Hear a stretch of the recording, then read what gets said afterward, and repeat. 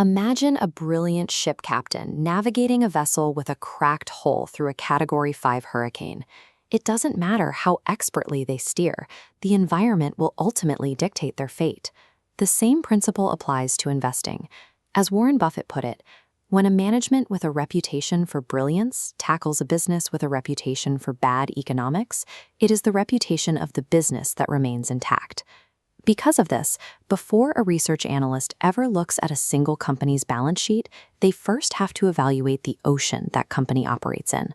Understanding the structural health of the broader ecosystem is the absolute prerequisite to predicting whether any individual player will sink or swim. Defining where one industry ends and another begins is tricky.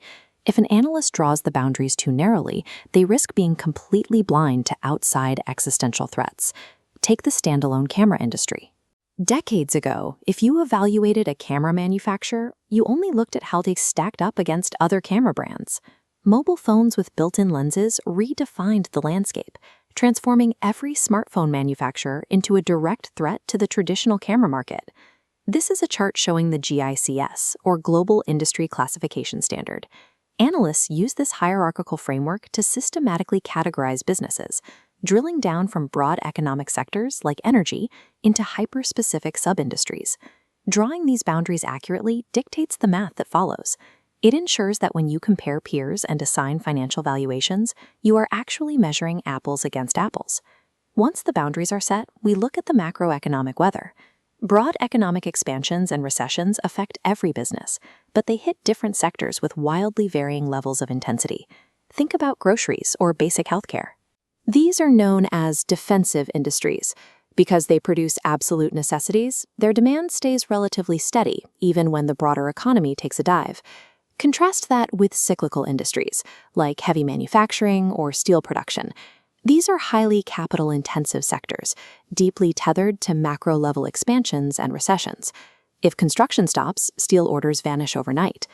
There are also semi-cyclical industries. Think automobiles or white goods. Consumers delay purchases during a downturn, creating a backlog of pent-up demand that explodes at the first sign of economic recovery. Diagnosing this cyclical nature keeps an analyst grounded.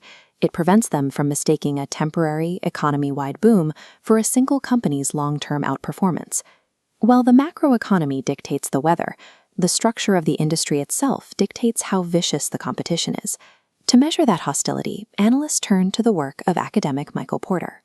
Porter's 5 forces model maps how supplier power, buyer power, substitutes, new entrants, and internal rivalry determine profitability. High rivalry squeezes the industry, triggering price wars.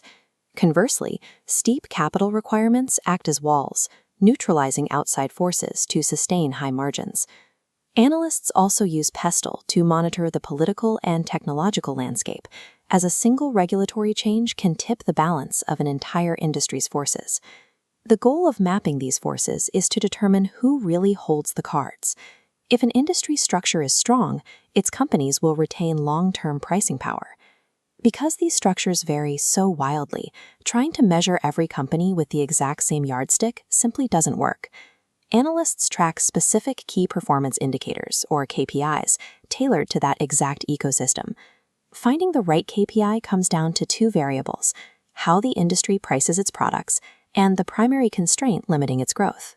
For a commercial bank, the product they are pricing is a loan, and their core constraint is the cost of the capital they lend out. Therefore, an analyst watches the net interest margin, the difference between the interest they earn and the interest they pay out. But look at the retail sector. Their ultimate constraint is physical floor space. You can only pack so many items onto a shelf. To judge a retailer's health, analysts measure same-store sales growth to see if they are extracting more value out of that limited square footage.